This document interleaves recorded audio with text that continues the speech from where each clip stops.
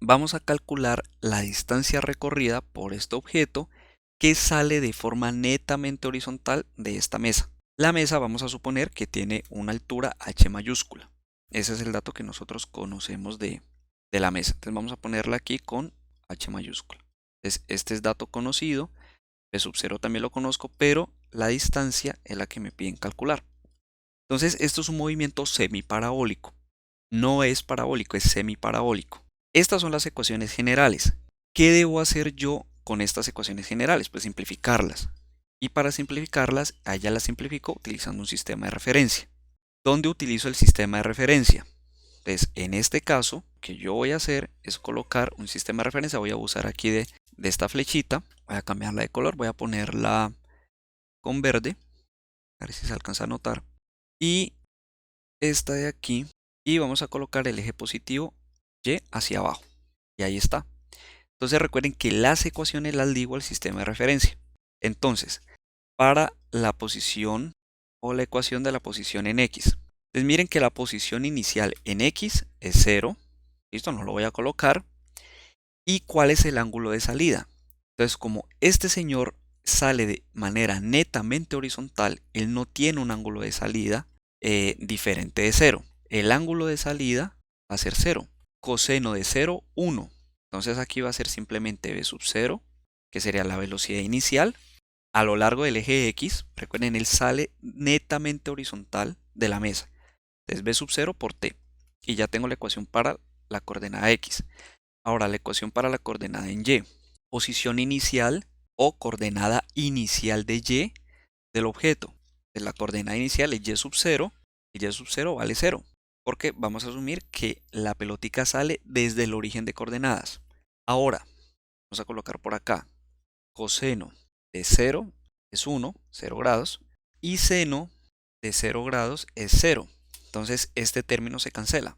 Y aquí me va a quedar un medio de g por t cuadrado.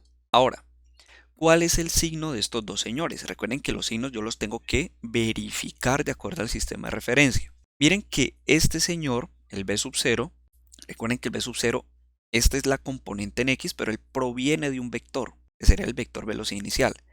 Miren que este señor va dirigido a lo largo de las x positivas, entonces él queda con signo positivo.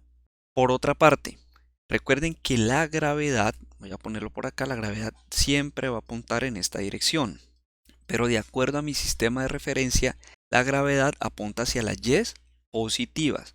Por lo tanto, este señor también tiene signo positivo. Listo, ya tengo las ecuaciones para x y para y como función del tiempo. Ahora juego con estas ecuaciones. Como nota adicional, miren que la ecuación en y es como si el objeto cayera en, valga la redundancia, cayera libremente. Entonces, esta ecuación, siendo un movimiento semiparabólico, esta ecuación en y representa el movimiento en caída libre, porque no tengo velocidad inicial en y o la coordenada y de la velocidad inicial diferente de 0, como dato adicional. Ahora, ¿cómo hago yo para calcular esta distancia d, que es la que me piden calcular? La distancia horizontal d, yo debo calcularla con la ecuación en x. Yo no puedo calcularla con la ecuación para la coordenada en y, porque esta distancia es la distancia horizontal. El asunto es que yo no conozco este tiempo, yo no conozco el tiempo, yo sí conozco b sub 0, pero no conozco el tiempo que demora el objeto desde que sale hasta que llega. Por lo tanto, necesito información adicional para calcular ese tiempo y otra ecuación. No puedo jugar con esta misma ecuación en x, entonces yo me voy para la siguiente ecuación, la ecuación de la coordenada en y. ¿Qué va a pasar? Que yo conozco la altura del objeto, o de la mesa, mejor dicho. Entonces, aquí volvemos y decimos lo mismo que en los ejercicios anteriores. Pilas porque aquí estoy asumiendo que el tiempo inicial es 0, ¿no? O sea, el tiempo de salida o el tiempo que yo empiezo a cronometrar es cuando el objeto sale de la mesa.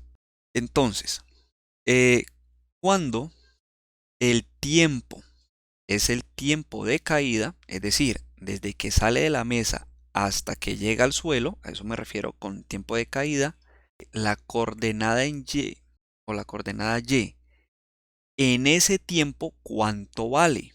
¿Cuánto vale Y cuando el objeto hace este recorrido? Vale h.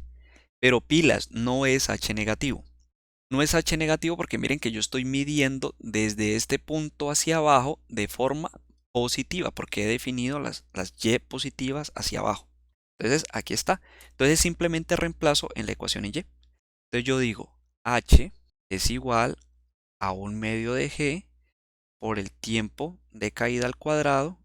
Y si yo despejo el tiempo de caída, esto me va a dar raíz cuadrada de 2h sobre g. Porque el 2 que está dividiendo lo paso a multiplicar y la gravedad que está multiplicando la paso a dividir. Y luego saco raíz cuadrada. Listo.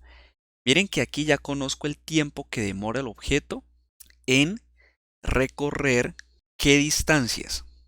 Porque ese tiempo sirve para ambas cosas que voy a mencionar ahora. Cuando el tiempo es este de acá, él recorre dos distancias.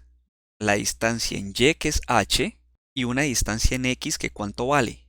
Vale d. Entonces, aparte, cuando d es igual al tiempo de caída, que ya lo calculamos, x evaluado en el tiempo de caída va a ser, ¿qué cosa? La distancia horizontal recorrida. Entonces yo reemplazo. Entonces, en x de t, pero evaluado en el tiempo de caída, pues eso vale d. Voy a colocar aquí con verde para que sepan que estoy utilizando la ecuación de la coordenada x. Es igual a b sub 0, que me dicen lo conozco, por t. Pero este no es cualquier tiempo. ¿Ese qué tiempo es? El tiempo de caída, que resulta ser este mismo de acá. Entonces voy a colocarlo aquí simplemente para mencionarlo, que es el mismo t sub c. Por lo tanto, hagamos aquí un espaciecito. Por lo tanto, entonces t sería b sub 0 por este tiempo. Raíz de 2h sobre g. Y aquí ya tengo la distancia. Ya calculé la distancia. Esta es la respuesta. Y ahí ya está. Entonces, miren algo interesante. Que este tiempo, solo que yo no lo puse acá porque quería que se enfocaran primero en la coordenada en y. Este tiempo, que resulta ser este mismo de acá, sirve para calcular dos distancias. La distancia en h y la distancia en y, perdón, y la distancia en x. Distancia en x, distancia en y. Por lo tanto, aquí es donde uno les dice siempre, las posiciones, las velocidades, siempre van a estar ligadas a los tiempos. Ahora, yo puedo calcular aparte, bueno, con qué velocidad, como vector, con qué velocidad el objeto cae en este punto de acá abajo.